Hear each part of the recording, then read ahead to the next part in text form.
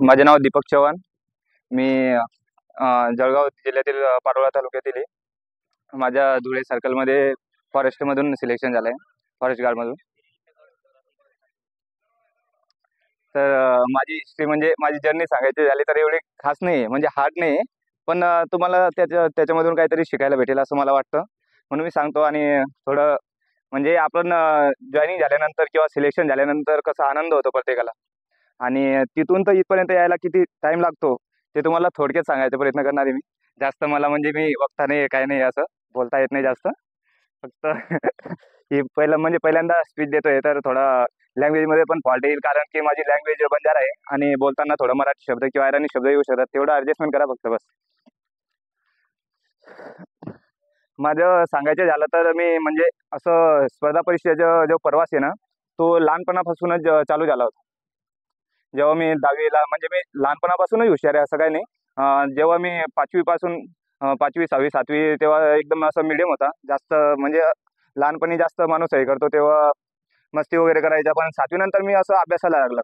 7वी नंतर असं सलगपणे मी 7वी 8वी 9वी 10वी 11वी 12वी झाली. 7वी 8वी 9वी 10वी मी 2 नंबर आला, म्हणजे शाळेमधून मी 2 नंबर फिक्स असायचा. टॉप 3 मध्ये माझं नाव फिक्स असायचं डायरेक्ट. मला माहित होतं मी 1 नंबर येणार नाही, कारण की समोरची मुलगी लय हुशार होती. आपल्याला माहिती असतो म्हणजे आपला जो हे असतो ना तो समजून जातो आपण. आपण केवळ पाण्यामध्ये हे काय आहे, समोरची मुलगी लय हुशार होती. जाऊ दे भाऊ, हिला 1 नंबर काढू दे, आपण 2 नंबर काढू.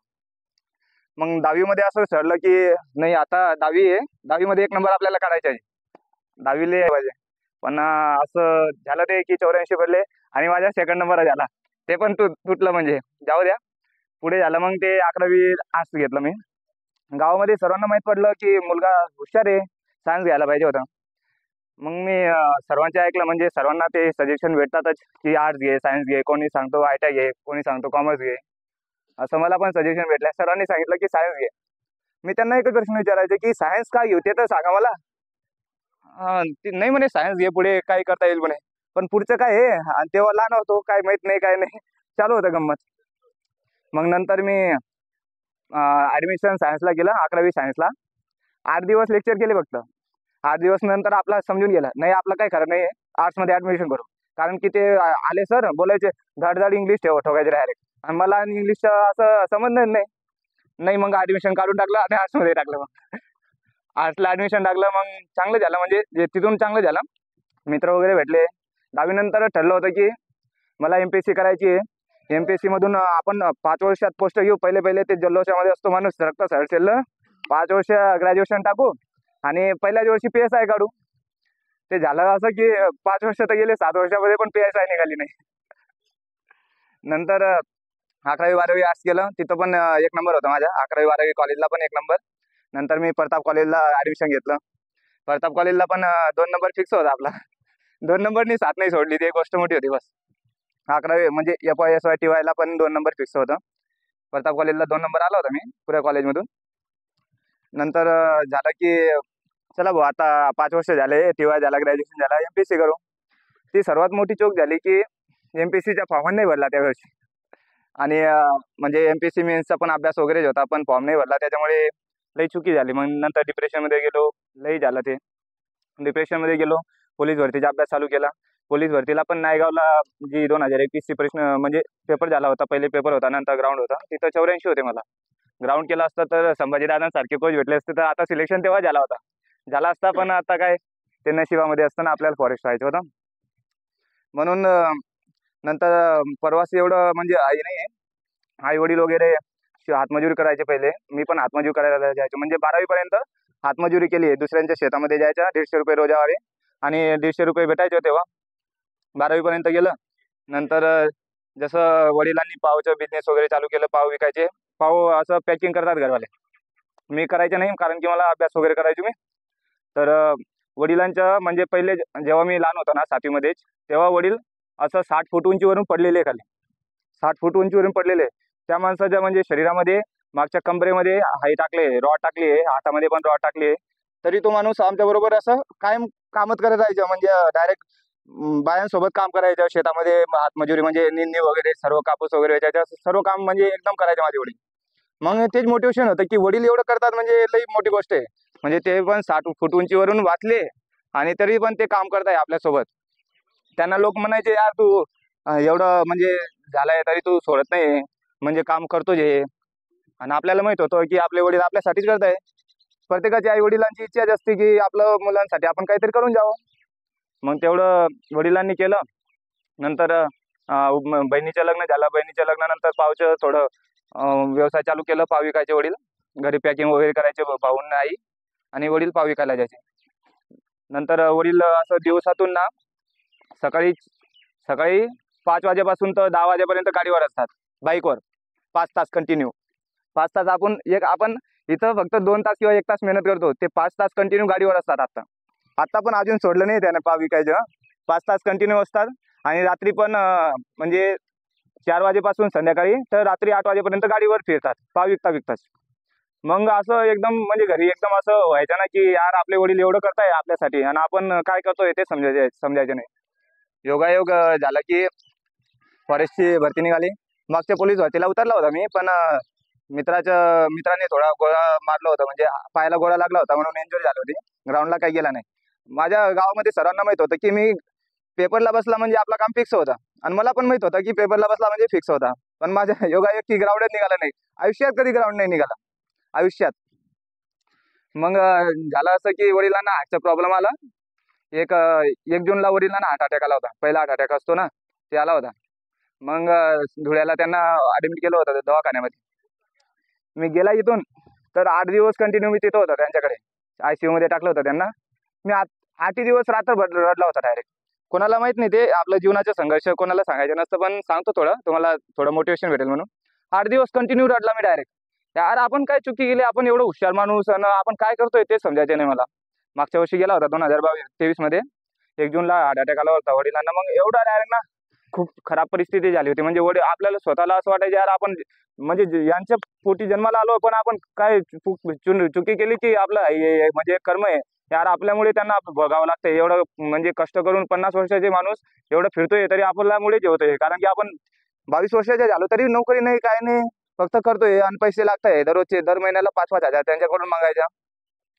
मग ते पटलं नाही. मग काहीतरी करायचं तर ठरवलं होतं. आणि तेव्हाच फॉरेस्टची ॲड आली. योगायोग नशिबाने साथ दिली, म्हणजे लक असतो ना ते. पेपरमध्ये पण पेपरमध्ये टोले मारले होते. 120चा पेपर झाला होता ना, त्याच्यामधून मी म्हणजे टोले मारले होते. मला अभ्यास करायचा असं व्हायचं नाही माझ्याकडून अभ्यास, कारण की माझ्या वडिलांना हार्टचा प्रॉब्लेम होता. ते विचार केला होता मी.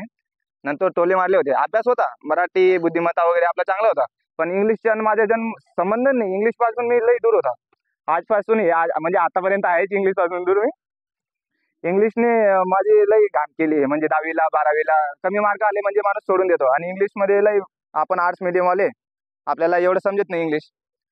मग मी ठरवलं या फॉरेस्टच्या पेपरला, अरे इंग्लिश आहे ना, इंग्लिशला टोला मारू सर्वे. मारले टोले, पण ते सर्व बरोबर येऊन गेले. हे एक चांगलं झालं माझ्यासाठी. जर स्पीड होत असेल तर थोडा ऍडजस्ट करा, म्हणजे असं बोलायची सवय नाही. फॉरेस्टच्या टोला मारला. मग ग्राउंड चालू केलं. 4 ऑगस्टला पेपर झाला. 4 ऑगस्टपासून ग्राउंड चालू करून दिलं होतं. म्हणजे बघू भाऊ, आता पोलीस भरतीला पण कामात येईल. फॉरेस्टच्या फिक्स नाही होतं की येईल आपला स्कोर वगैरे. दादांना माहिती आहे, दादांना पण सांगितलं. नंतर मी ग्राउंड दादांचं म्हणजे माझ्या आणि दादांचा संबंध नाही होता. दादांना मी ओळखत पण नाही होता. 6 महिन्या पहिले, 7 महिने झाले आता. दादांचं नाव पण माहित नाही होतं आपल्याला, काहीच नाही. मग योगायोग मी यांचं सागर पार्क माहिती आहे ना सर्वांना. सागर पार्कला प्रॅक्टिस करत होता एकटा. हॉस्टेलमधून सागर पार्कला प्रॅक्टिस करायचा. मग मी एकटाच करत होता. 4 ऑगस्टपासून प्रॅक्टिस चालू ठेवून दिली होती की पोलीस भरतीला कामात येईल. कधी पण तर पोलीस भरती पडणारच आहे. बघू आता काय होतं काय नाही. मग आणि दादांचाच ग्रुप येऊन गेला. दादांची मुलं भेटले मला. मग ते सागर पार्कला होते, आले होते. ते कोल्हीला जात होते, बर्फवर कोटला. पहिल्याच दिवशी, माझ्या पहिल्या दिवशी होता. म्हणजे त्यांच्या लई दिवस झाले, म्हणजे जुना आहे ग्रुप, पण माझ्या पहिल्या दिवशी होता. मला काय आपल्याला कोणता पण ग्रुपच लावायचे. पहिल्याच दिवशी गेला मी. मी सर्वांना विचारायचं, मग याचा सगळा भेटला, कोणी पण भेटला ना, यार दादांचा ग्रुप चांगला आहे का, दादांचा ग्रुप चांगला आहे का, भाऊ चांगला हार्ट घेतो का, काय होईल रे आपला, हार्ट घेतो का दादा. मग दादा बोलले, मला म्हणजे दादाने ऐकून घेतलं. मग तुम्हाला नॅशनल लेवलचं सिल्वर मेडलिस्ट पाहिजे का, म्हणजे नॅशनल लेवलचं कोच पाहिजे तुम्हाला, असं बोलले दादा. अरे दादा असं बोलताय, आता काय होईल. मग तेव्हापासून म्हणजे असं देवाने बुद्धी दिली, जॉईन करून घेतला. मग त्या दिवशी दादा बोलले, त्या दिवशी पास फाडून घेतली. मग मी दोन्ही टाइम पास फाडून घेतली स्टेडियमची. स्टेडियम पण पहिल्यांदाच पाहिलं, जळगावमध्ये होता मी, पण स्टेडियम पाहिलं नाही होता. काय आहे स्टेडियम भानगड. 2 वर्ष झाले होते मला. मग पास फाडून घेतली. मला पहिले स्टोनचा प्रॉब्लेम होता. 14 mm चा स्टोन आहे माझ्याकडे. म्हणजे आता पण आहे स्टोन, माहिती आहे ना सर्वांना, किडनी स्टोन असतो तो तो माझ्या शरीरामध्ये आता पण आहे. मला 14 mm चा स्टोनचा प्रॉब्लेम आहे. ते रुपाली ताई यांचं सिलेक्शन, रुपाली ताई यांचं सिलेक्शन कोल्हापूरमध्ये फॉरेस्ट गार्ड मधून झालंय. या ताई बसा ना. दादा बरोबर बोलतो. पास. हा हा बस लवकर. नंतर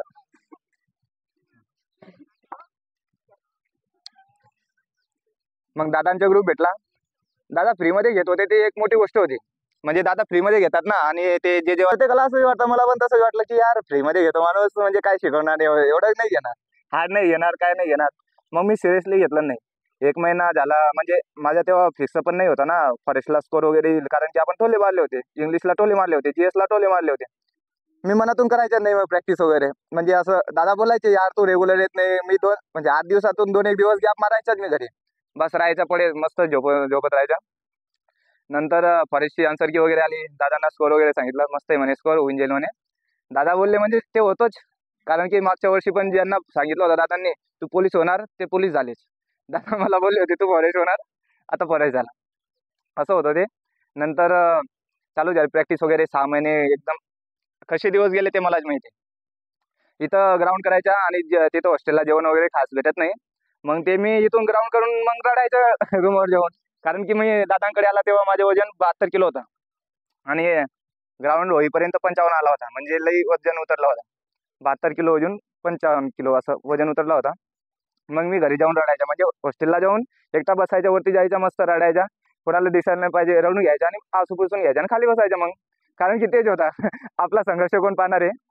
प्रत्येकाच्या आयुष्यात असा संघर्ष असतो, कोणी सांगत नाही, आणि सांगायची संधी पण भेटत नाही. जो सिलेक्शन झाला त्याच्याच ऐकून घेणार आहे सर्व. आता तुमचं कोणीच ऐकून घेणार नाही. जोपर्यंत तुमचं नाव यादीमध्ये येत नाही तोपर्यंत तुमचं कोणीच ऐकून घेणार नाही. अशी गोष्ट आहे. एक वेळेस नाव यादीमध्ये आला तर आपण एक शब्द पण बोललो ना, ते मान होऊन जातं लोकांसाठी. एक शब्द पण. असं झालं ते प्रवास वगैरे.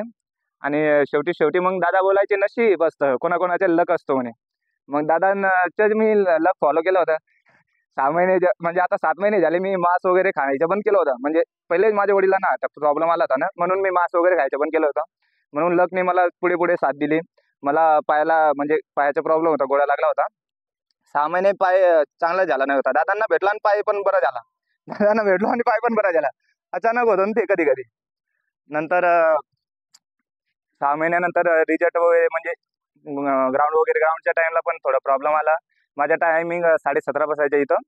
तिथं काय झालं की 2 दिवस पहिलेच, ग्राउंडच्या पहिलेच डायरिया झाला मला. आणि दादांना कळवलं पण नाही मी डायरिया झालाय असं. वीरेंद्रला कॉल करून सांगितलं की डायरिया झालाय मला. मी असं एकदम हे होऊन गेला होता, मी हताश होऊन गेला होता. यार आपला एवढं प्रॅक्टिस असून पण आपल्याला शेवटी भगवान आपला काय घेतोय, की आपण स्टोनचा प्रॉब्लेम असतो आणि तरी पण आपण 6 महिने प्रॅक्टिस करतोय, आणि शेवटी डायरिया होतोय आपल्याला. म्हणजे एनर्जी राहत नाही ना डायरिया झालेल्या माणूसला. मग मी सलाया वगैरे घेतल्या, तरी गेला तिथं. मग 3 तारखेला ग्राउंड होता. 2 तारखेला रात्रभर झोप नाही आली. दादांना तसं सांगितलं मी, रात्रभर झोप नाही आली मला.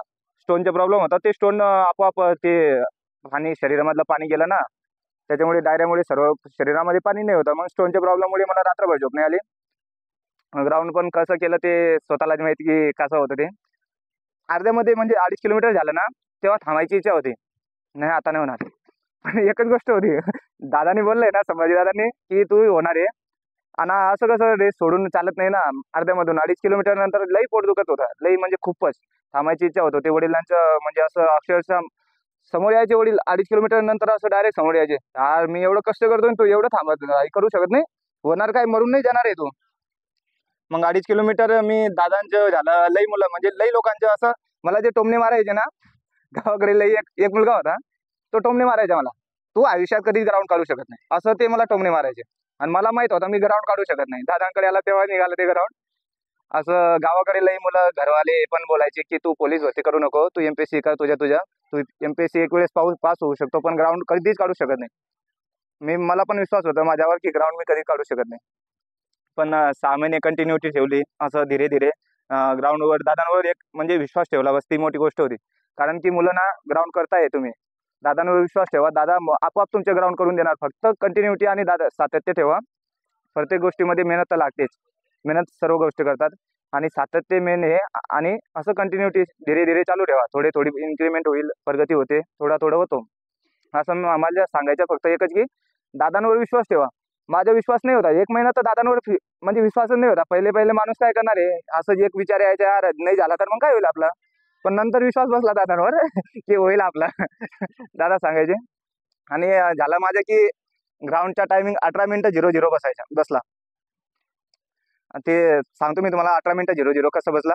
पण एक गोष्ट दादांचं एक आहे की दादांना आपलं 100% देऊन मुलांवर लक्ष ठेवतात. मला ते एक म्हणजे असं प्रसंग आठवतो.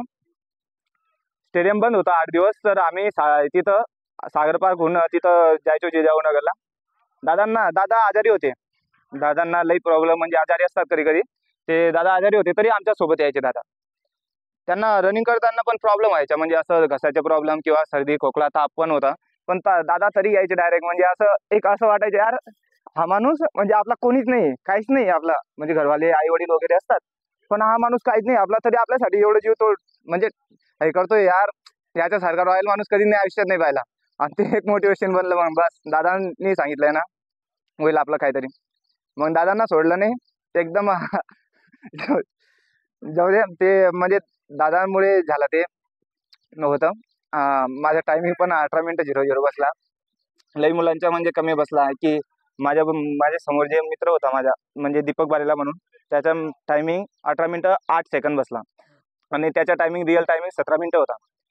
दादा काही टिप्स वगैरे सांगतात शेवटी ते टिप्स मला पण सांगितल्या होत्या. शेवटच्या टाइमला तुम्हाला सांगतील दादा, शेवटी जेव्हा तुमचं ग्राउंड होईल ना, ग्राउंडच्या 8 दिवस पहिले किंवा 1 दिवस पहिले दादा ते टिप्स सांगतात. त्याच्यामुळे माझा टायमिंग 18 मिनिटं 00 बसला. असं तुम्हाला एक श्युरिटी सांगतो की दादांनी मला डायरेक्ट असंच काहीतरी एक सांगितलं होतं की राज असतो काहीतरी गोष्ट. ते मला दादांनी सांगितलं होतं, म्हणून माझ्या टायमिंग 18 मिनिटं 00 बसला. ते 1 मायक्रो सेकंदची किंमत मलाच माहिती आहे. 1 मायक्रो सेकंदची. आणि जो एक मार्काने राहिला आहे ना तो माणूस, त्याला विचारा की 1 मार्काची किंमत काय आहे. आता जर सपोज माझा टायमिंग 18 मिनिटं क्रॉसिंग झाला असता, 1 मिनिटं किंवा 1 सेकंद वगैरे पण झाला असता ना, तर मी लिस्टमध्ये राहिला नसता. असं ऐकून घ्या तुम्ही. मला तेव्हा समजलं की यार जो माणूस वेटिंगला राहतो, 1 मार्काने राहतो किंवा वयामुळे जो वेटिंगला राहतो ना, त्याच्यावर काय बेतत असेल. म्हणजे एकदम खराब कंडिशन आहे ना. आपलं सिलेक्शन ऑलरेडी झालंय, आपला मार्क पण सारखे आहे आणि आपलं सिलेक्शन होत नाही, म्हणजे लई घाई वाटतं. ते 1 मायक्रो सेकंदमुळे मी आज इथं नोकरी लागला. आणि ते लक बाय चान्स असतो, कोणाकोणाचा लक असतो ते कोणाकोणाच्या. त्याच्यामुळे माझं सिलेक्शन झालं. मी काही कार्मिक अकाउंट असतो ते म्हणजे प्लस निगेटिव्ह असतात, तुम्हाला काही समजणार नाही ते. त्याच्यामुळे माझे सिलेक्शन झाला. दादांचे पुण्य म्हणजे माझी काहीतरी पुण्य असेल. दादांसोबत आला मी म्हणून माझे सिलेक्शन झाला. एवढे बोलून माझे 2 शब्द संपवतो. जय हिंद.